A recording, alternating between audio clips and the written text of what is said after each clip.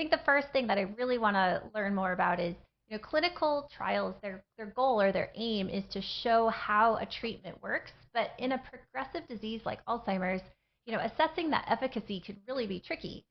So what's a common way that we might misinterpret treatment effects when looking across the different stages of Alzheimer's disease?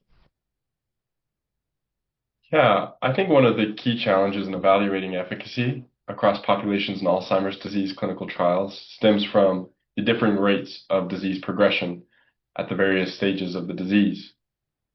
Patients in the early stages of Alzheimer's typically exhibit a slower rate of decline, which accelerates as they transition to what we would call the mild and moderate phases of Alzheimer's.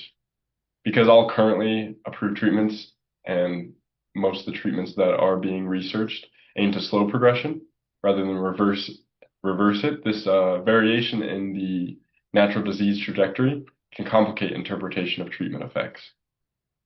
To illustrate this with data, we analyzed placebo group data from the Clarity AD trial of lecanemab, which is their phase 3 trial working in early AD patients, alongside available ADCS datasets, which have mild to moderate patients, focusing specifically on the ADAS-Cog, which is a widely used cognitive endpoint in Alzheimer's trials for those that aren't familiar.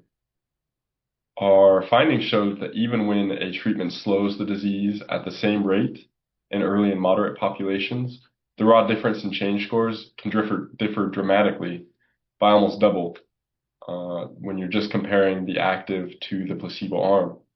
This disparity could easily be misinterpreted, leading to the impression that a lot of these treatments that work in the moderate stage of Alzheimer's are more effective than those that are working in the early stage of Alzheimer's, when in fact, relatively to how much the placebo is progressing, the treatment effects are equivalent.